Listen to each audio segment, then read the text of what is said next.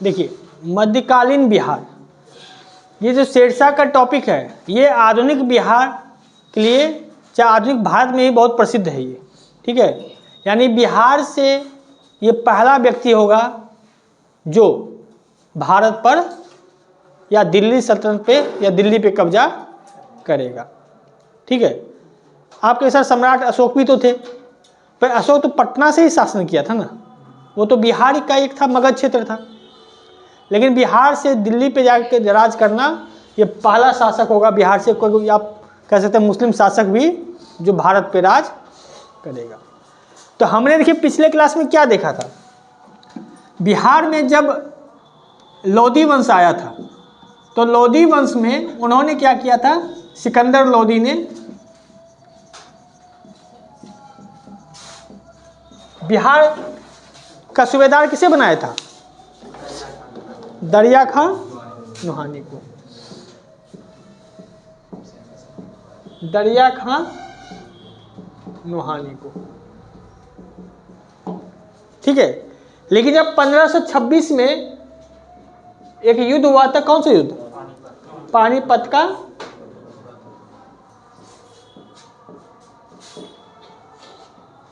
प्रथम युद्ध, किसके किसके बीच हुआ था, बाबर और इब्राहिम लोदी।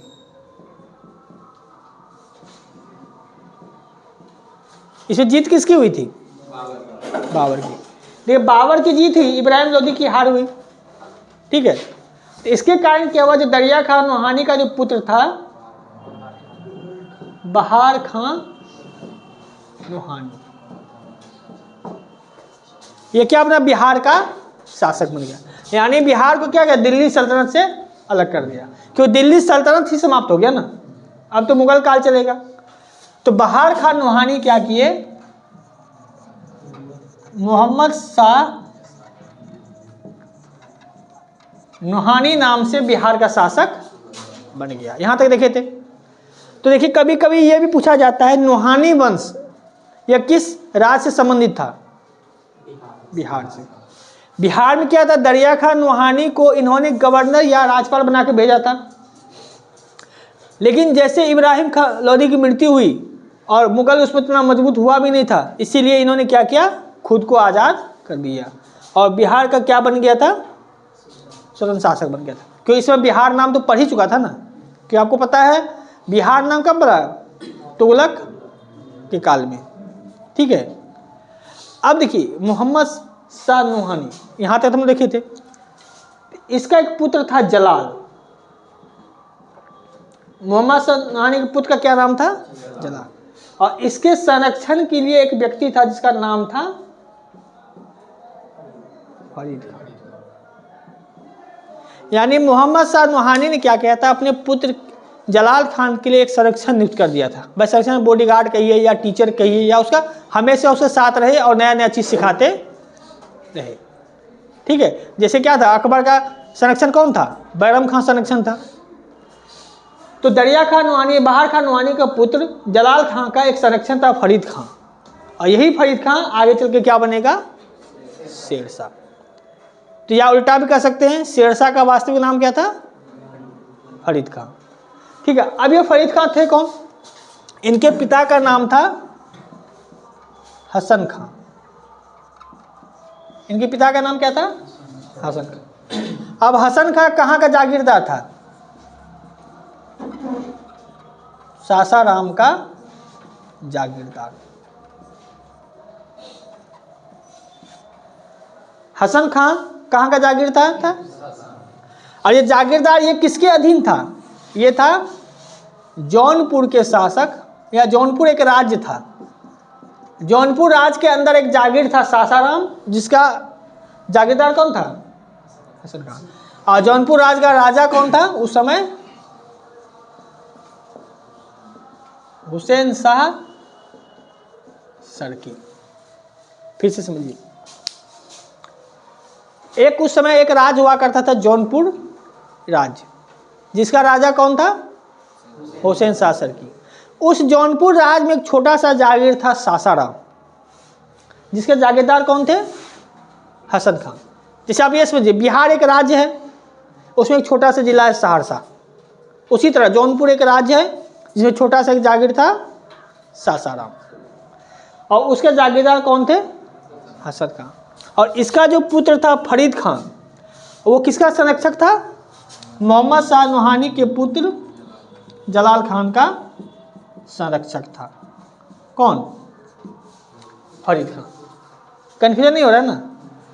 अब कहा जाता है, ये सच है कि हकीकत कोई प्रूव नहीं, लेकिन जो लिखा गया है, कहा जाता है फरीद खान ने क्या किया था, एक बार तलवार के एक ही वार से शेर को काट दिया था। यानी तलवार के एक ही वार से शेर को काट दिया था। तो इसीलिए ये मोहम्मद शाह नूहानी ने इसका नाम क्या रख दिया? शेर खान। यानी फरीद खान से क्या बन गया? शेर खान। ये किसने बनाया था? क्यों? क्योंकि इन्होंने एक बार तलवार के एक ही वार से शेर को मार डाला था। क्लियर है यहाँ तक? अब देखिए, अब ये जो शेर खान है, यानी ये बड़ा चालाक था। आपने इतिहास में पढ़ा भी होगा, इन्होंने शादी विवाह के माध्यम से भी कई राज स्थापित किए। यानी ये सब कौन था? ये सब अफगानी थे, अफगानिस्तानी लोग थे। इसमें क्या था, जब अगर पति मर जाता था तो उससे संपत्ति का अधिकार किसका होता था? पत्नी का या पुत्र का? अभी जो मान ली पति मर जाता है तो संपत्ति में किसका अधिकार होता है? हाँ, पुत्र का होता है भारत में। लेकिन अफगानिस्तान में किसका अधिकार होता था? महिलाओं का। तो इन्होंने क्या किया, महिलाओं से क्या कहते हैं, शादी विवाह कईयों से किया। यानी देखिए, जब इनकी मृत्यु हो जाएगी, मतलब इसका होगा, तो अंत में इसकी पत्नी से ही वो शादी कर लेंगे और फिर इस पर कब्जा कर लेंगे। तो हम लोग भारतीय इतिहास में देखेंगे, उतना लंबा आपको जाने की जरूरत नहीं है। अब जब यहाँ शासक बन जाएगा तो ये सबसे पहले क्या करेंगे, देखिए, इनकी मृत्यु के बाद इनकी पत्नी से विवाह कर लेंगे। फिर 1534 में सूरजगढ़ा की लड़ाई होगी का युद्ध। ये किसके किसके बीच होगा? शेर खां और नहीं, अभी नहीं, बंगाल के शासक महमूद शाह के खिलाफ। देखिए, ये मोहम्मद शाह है, ये कौन है? मोहम्मद शाह। और इसमें जीत किसकी होगी? शेर खां। देखिए, सिंपल सी बात है, शेर खां क्या करेगा, जब इनकी पत्नी से विवाह कर लेगा तो इसके क्षेत्र पे कब्जा हो ही गया, क्या सारा संपत्ति इसका हो जाएगा ना। इसके बाद क्या करेगा, वो बंगाल के शासक किस पे? महमूद शाह पे हमला करके बंगाल को भी अपने कब्जे में कर लेगा। तो एक तरह से क्या होगा, ये ताकतवर तो हो ही गया। अब देखिए, अगला लड़ाई जो इसका होगा 1539 में। कौन सा युद्ध होगा? चौसा का युद्ध। किसके किसके बीच? शेर खां और हुमायूं। हुमायूं कौन था? हाँ, अकबर का बाप और बाबर का पुत्र। यानी आप उतना नहीं कहिए, मुगल बादशाह। अब सोचिए, मुगल बादशाह है और शेर खां उसको पराजित कर देगा चौसा के युद्ध में। चौसा कहाँ पे है, किस राज्य में बताइए?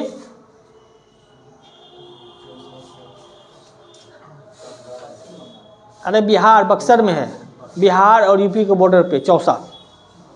ठीक है, तो अब क्या, चौसा के युद्ध में इन्होंने क्या किया, शेर खान ने किसको पराजित कर दिया? हुमायूं को। और इसी युद्ध के बाद इसका नाम पड़ जाएगा शेरशाह। ठीक है, और कहा जाता है इसके डर से हुमायूं क्या किया थे, भाग गए थे। और उस समय एक नाविक ने इसकी जान बचाई थी, तो एक दिन उसको भी एक दिन का मुगल बादशाह बनाएगा, वो भारत का बादशाह बनाएगा वो।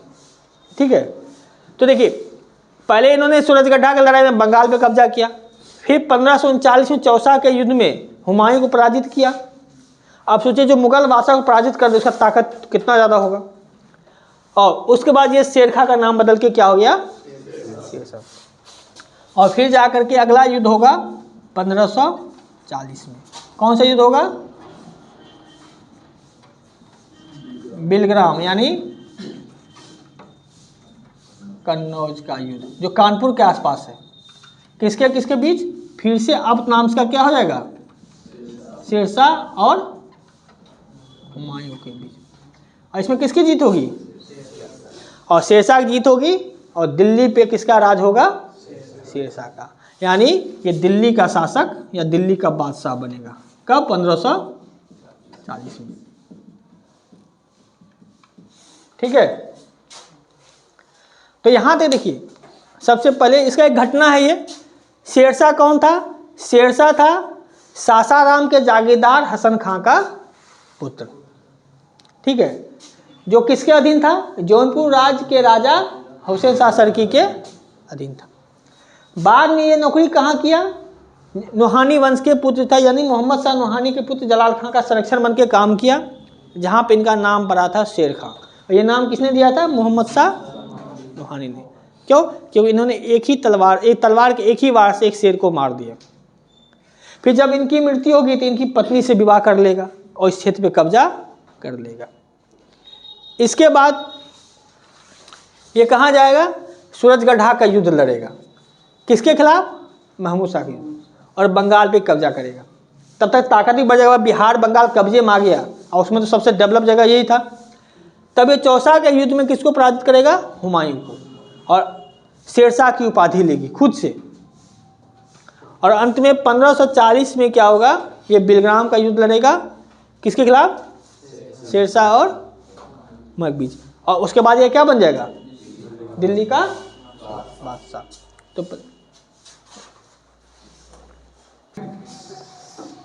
देखिए, जब ये दिल्ली का बादशाह बना तो इन्होंने क्या, किस वंश की स्थापना की, सूर्यवंश की स्थापना की। इसीलिए इसका नाम शेरशाह सूरी कहा जाता है। देखिए, ये 5 साल ही शासक रहे, ठीक है, लेकिन 5 सालों में इन्होंने बहुत सारा काम कर दिया। जैसे जीटी रोड का निर्माण कर दिया, रोड के किनारे, जैसे सोचिए कहाँ से, कलकत्ता, यानी कलकत्ता से लेकर के यहाँ तक पाकिस्तान पेशावर तक इन्होंने एक रोड बना दिया।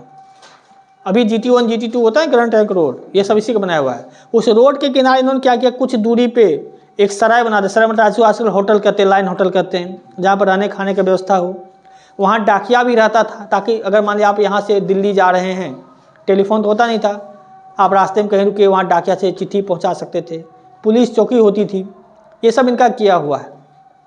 लेकिन एक होता ना, शासक को तानाशाह नहीं होना चाहिए। ऐसा नहीं हम ही सब कुछ, आपको सलाह लेना पड़ता है, क्योंकि जो तानाशाह शासक होता है उसके बाद उसका शासन नहीं चलता है। एक मोहम्मद बिन तुगलक भी हैं, एक ये भी, इन्होंने खुद को ही ज़्यादा ओवर स्मार्ट समझ लिया, जिसके कारण क्या हो गया, इसके आगे का वंश 5 से 10 साल तक ही सीमित हो गया। 45 में ये बढ़े, अब 55 में ख़त्म ये वंश, यानी 40 से लेकर के 55 तक ही चला। लेकिन दिमाग देखिए, मुग़ल जो 1526 से शुरू किया तो 1857 तक चला, है कि नहीं। फिर सम्राट अशोक का काल या मौर्य वंश कब से कब तक चला। अब बाकी जो क्या कहते हैं गरम मिजाजी हुआ करते थे, ये सब ज़्यादा नहीं चल पाया। मुग़ल काल में क्या था, जब औरंगजेब गरम मिजाजी हो गए तो उसके बाद पतन शुरू हो गया। तो शेरशाह भी है, तो इसके सारा डिटेल चर्चा जो हम लोग भारतीय इतिहास में देखते हैं, क्योंकि शेरशाह पे 2-3 क्लास होता है, ठीक है। लेकिन हम लोग बिहार का इतिहास देख रहे हैं, तो हमने क्या देखा, जो शेरशाह जब यहाँ शासक बना तो शेरशाह ही 1541 में पाटलिपुत्रा जो नाम था, इसका नाम बदल के क्या कर दिया, पटना। ये जो हम लोग पटना देख रहे हैं, ये नाम किसके द्वारा रखा गया है, शेरशाह। और बिहार तो आप जान ही रहे, तुगलक काल में था, ठीक है। तो पटना का नाम, पाटलिपुत्रा का नाम पटना कब पड़ा, शेरशाह के काल में, यानी 1541 में, ठीक है। इसके बाद देखिएगा 1545 में कलिंजर है राजस्थान के पास, कलिंजर के किले पे हमला करने गए थे 1545 में, ठीक है। अब सोचिए उस समय किला समझते कि नहीं आप लोग, किला किसे कहते हैं, जहां राजा या उसका हथियार ये सब रखा जाता था। अब ये किला होता था क्या, जैसे मान लीजिए किला है, तो इसके चारों तरफ सुरक्षा दी जाती थी ताकि कोई हमला इस पर ना कर सके। तो कलिंजर पे हमला करने के लिए शेरशाह गए, तो इस गेट पे कई सारे इन्होंने बम फेंके। बम, उसमें बम को क्या कहा जाता था? उक्का। अब सोचिए गलती क्या होगा। जैसे मान लीजिए दीवार को तोड़ना या गेट को तोड़ना, हम लगातार बम मारे जा रहे हैं, है कि नहीं। अब एक बम टकरा कर इसी के पास गिर गया, ब्लास्ट कर गया, जिससे इनकी मृत्यु हो गई। कब? 22 मई 1550 को। जब ये कालिंजर पर हमला कर रहे थे तो एक उक्का नामक जो बम था आके इन्हीं के पास गिर गया, और जिसके ब्लास्ट से शेरशाह की मृत्यु हो गई। ठीक है, तो आपको याद रखना है पाटलिपुत्रा का नाम पटना बनाया किसने? शेरशाह ने। और 1545 में कालिंजर पर हमला के दौरान उक्का नामक जो बम से इनकी मृत्यु हो गई। अब सोचिए ये जो व्यक्ति है शेरशाह ने मरने से पहले अपना मकबरा तय कर दिया था हमको कहाँ दफनाया जाए। तो उन्होंने कहाँ पर अपना मकबरा शुरुआत कर दिया था? सासाराम। शेरशाह का मकबरा कहाँ है? सासाराम। और ये कैसा है? अष्टकोणीय। अष्टकोणीय, इसका मतलब 8 कोण वाला। कितना हो गया ये? 1 2 3 4 5 हो गया। 1 2 3 4 5 6 7 8, मतलब अष्टकोणीय बनाया गया मकबरा। यानी शेरशाह ने खुद अपना मकबरा शुरुआत कर दिया था। कहाँ पे? सासाराम में। ये कैसा था? अष्टकोणीय। लेकिन पूरा किसने कराया? शेरशाह के पुत्र इस्लाम शाह ने। इस्लाम शाह सूरी। ठीक है, तो आपसे पूछा जाता है शेरशाह का मकबरा कहाँ है? सासाराम। एक इसमें कितने कोण है? 8 कोण। इसका शुरुआत किसने किया? जनरली कोई नहीं मार पाता कि भाई अपना मकबरा कौन बनाएगा, तो अपना मकबरा खुद बनाया। जिसे कंप्लीट किसने कराया? इस्लाम शाह सूरी ने। देखिए देखिए शेरशाह की मृत्यु के बाद जो है वहाँ पे कुछ समय के लिए एक वंश आया, कररानी वंश। ये भी कौन था? एक तरह से अफगानी ही था। कौन था? अफगान शासक था, कररानी वंश। यानी शेरशाह की मृत्यु होगा तो उसके बाद क्या होगा? बिहार अलग हो जाएगा। किससे? मुगल से। कि जैसे ही सरकार या राजशाही बदलता था तो जो दूर के क्षेत्र थे वो क्या करते थे? अपने आप को अलग कर लेते थे। तो शेरशाह के बाद जो अगला यहाँ पे बिहार पे कंट्रोल करेगा किसका? ताज खां कररानी। ठीक है, ताज खां कररानी का वंश आएगा। इसके बाद आएगा सुलेमान खां कररानी। यहां तक ठीक है, यहां तक कोई ज़्यादा दिक्कत नहीं आया। लेकिन इसके बाद जो आएगा दाऊद खां कररानी। यानी शेरशाह की मृत्यु के बाद बिहार पे कौन कब्जा कर लेगा? ताज खां कररानी, जो कि एक अफगानी शासक था, अफगानी था। और इन्होंने किस वंश की स्थापना कर दी? कररानी वंश की स्थापना। ताज के बाद आएगा सुलेमान, और जब दाऊद खां कररानी आएगा तो ये होगा घमंडी, यानी अपने आप को बहुत ओवर स्मार्ट समझने वाला। लेकिन ये भूल जाता है उस समय मुगल बादशाह कौन है? अकबर। भाई अकबर ने क्या किया था? सभी राजपूतों को, सभी राज्यों को एक लेटर भिजवा दिया था, भाई आप हमारी अधीनता स्वीकार कर लीजिए, अगर नहीं अधीनता स्वीकार करेंगे तो युद्ध के लिए तैयार रहिए। तो बहुत लोगों ने अधीनता स्वीकार कर लिया, लेकिन महाराणा प्रताप ने नहीं अधीनता स्वीकार किया तो उनके साथ युद्ध हुआ, हल्दी घाटी का युद्ध हुआ। ऐसे करके जो शासकों ने, चाहे वो राजपूत शासक हो, मुस्लिम शासक हो या कोई अन्य शासक हो, सबको लेटर भेजा गया, भाई आप हमारी अधीनता स्वीकार कीजिए। इससे फ़ायदा ये होगा जो आप जो है बिना युद्ध बिना नुकसान के रहेंगे। और जहाँ जहाँ अधीनता से अपनी पुत्री या बेटी को पुत्री या बहन को भेजना पड़ता था। भाई अकबर की बहुत सारी बीवियाँ भी थी, ठीक है। तो उसी में दाऊद खां कररानी ने क्या किया? अधीनता स्वीकार करने से मना कर दिया। जब अधीनता स्वीकार करने से मना कर देगा तब इन्होंने क्या किया, 1574-75 में बिहार पे हमला कर दिया। और अकबर की तरफ से कौन आए, मान सिंह।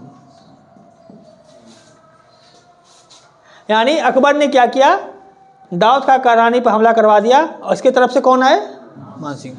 और 1574-75 में बिहार पे कब्जा कर लिया। और याद होगा जब आप लोग मध्यकालीन भारत पढ़ते हैं तो प्रांत का निर्माण करने वाला कौन है, अकबर। और 1580 में अकबर क्या करेगा, बिहार को अपना एक प्रांत बनाएगा, बिहार को एक प्रांत बनाएगा। और बिहार का सूबेदार किसे बना देगा, क्योंकि वो लोग प्रांत को क्या कहता था, सूबा। जैसे प्रांत मतलब राज्य, जैसे भारत का एक राज्य बिहार है, उसी मुगल का एक सूबा होता था प्रांत। बिहार को एक सूबा बना दिया कब, 1580 में। किसने, अकबर ने। क्योंकि प्रांत बनाने, राज्य बनाने का जो विधिगत शुरुआत किया था वो कौन था, अकबर ने ही किया था।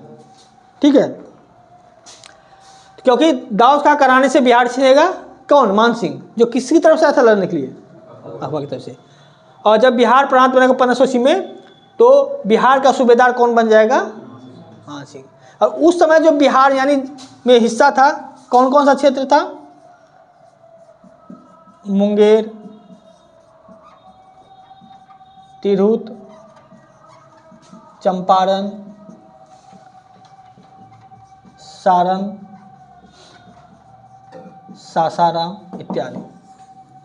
यानी बिहार में ये रहते, गया, पटना, ये सब उसमें इसमें शामिल नहीं था। तो ये जो क्षेत्र था, यानी बिहार एक प्रांत बन गया, एक सूबा बन गया मुगल का, कब, 1580 में। तो कई बार पूछा जाता है बिहार मुगल का प्रांत कब बना था, तो 1580 में। बिहार पे मुगल आक्रमण पहली बार कब हुआ था, 74-75 में। और पहला मुस्लिम आक्रमण कब हुआ था, 1198 में बख्तियार खिलजी के द्वारा। फिर इल्तुतमिश के द्वारा हमला हुआ। फिर उसके बाद गायसुत्तु 1324 में हुआ। फिर उसके बाद मोहम्मद लोदी के द्वारा, मोहम्मद बिन तुगलक के द्वारा हुआ। फिर उसके बाद सिकंदर लोदी के द्वारा हमला हुआ।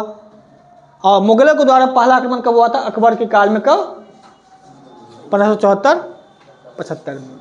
और 1580 ये डेट है, 1580 में बिहार एक प्रांत बना था पहली बार। यानी पहली बार बिहार एक राज्य, एक प्रांत का बना था 1500। किसने बनाया था, अकबर ने। और इसके सूबेदार कौन थे। और जब प्रांत बनेगा तो उसमें बिहार की राजधानी थी कहाँ पे, सासाराम। बिहार की राजधानी कहाँ बन गई, तो देखिए बिहार का जो राजधानी बना, बिहार बनने के बाद यानी मुगल मुस्लिम काल में, पहले तो मगध हुआ करता था। पहली राजधानी बनी थी जब बख्तियार खिलजी ने हमला किया था, तो क्या राजधानी बनी थी, लखनऊ थी, जो मालदा में है। उसका तुगलक के काल में राजधानी कहाँ बन गया था, बिहार शरीफ। ठीक है, और अकबर के काल में, मुगल के काल में राजधानी कहाँ है, सासाराम। तो बिहार की 3 राजधानियाँ रह चुकी है। लेकिन शेरशाह सूरी के काल में नहीं कहिएगा, क्योंकि शेरशाह सूरी के काल में प्रांत और का विकास नहीं हुआ था। हाँ, जिला बना था। जिला उसको कहा था, सरकार कहा जाता था। और जो प्रखंड का उसको परगना कहा जाता था। जिला तब ना हम लोग जब मुख्य परीक्षा पढ़िएगा तो कहा जाता है अकबर जो था, सॉरी, शेरशाह अकबर का पूर्वगामी था। यानी अकबर से पहले कुछ कुछ काम शेरशाह कर चुके थे, जिसको अकबर ने आगे बढ़ाया। अकबर ने, शेरशाह ने जिला और परगना बनाया, सरकार और परगना यानी जिला और प्रखंड बनाया, तो इन्होंने राज्य बना दिया, है कि नहीं। फिर आईने दहसाला, ये क्या कृषि के क्षेत्र में भी उन्होंने जो काम किया था शेरशाह से, उसको आगे बढ़ाएगा अकबर। तो हम कहाँ पढ़ेंगे, मध्यकालीन भारत के इतिहास में। तो यहाँ पे क्या है, शेरशाह के बाद करानी वंश आया। करानी वंश में 3 शासक हुए, दाज खां करानी, सुलेमान खां करानी, दाऊद खां करानी। इनके अहंकारी रवैया के कारण अकबर ने क्या किया, 1574-75 में बिहार पे हमला करवाया मान सिंह के द्वारा। और 1580 में बिहार को प्रांत बनाया गया। और बिहार का प्रांत बना तो उस बिहार की राजधानी कहाँ होगी, सासाराम। इसके बाद देखिए 1621 में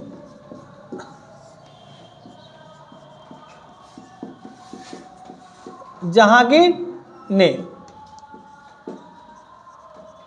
अपने पुत्र परवेज को बिहार का प्रांतपति बनाया, यानी बिहार का जो हेड बनाया परवेज को जहांगीर ने। तो ये पहला मुगल राजकुमार था जो बिहार का हेड बना। वो कौन है? परवेज। कि जहांगीर तो मुगल बादशाह था ना, अब बिहार का प्रांतपति या बिहार का सूबेदार किसे बना दिया गया था? परवेज को। ठीक है। इसके बाद जो है 1702 में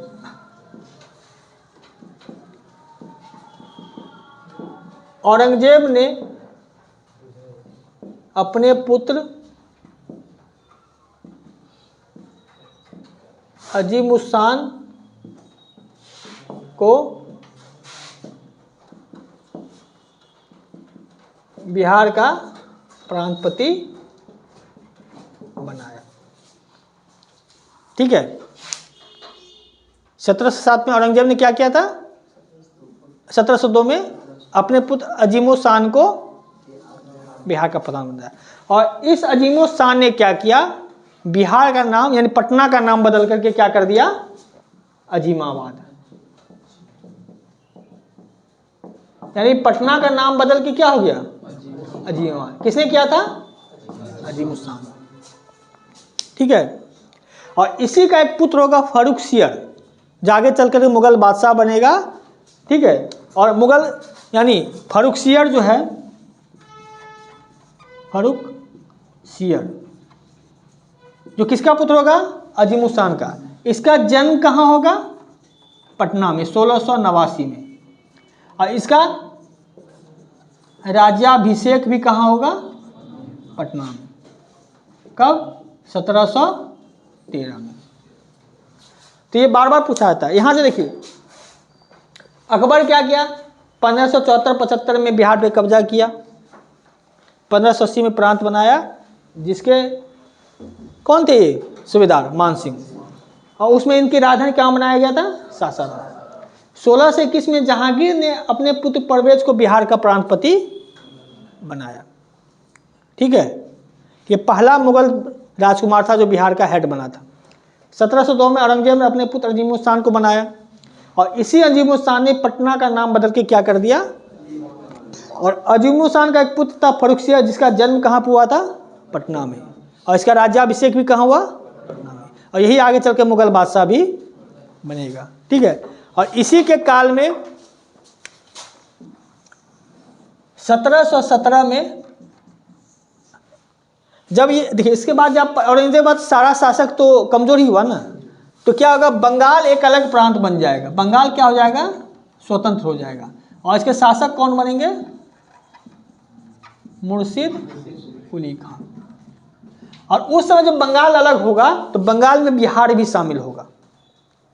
यानी 1717 में बंगाल और बिहार पे किसका शासन हो जाएगा? मुर्शिद कुली खान का। और आगे चल करके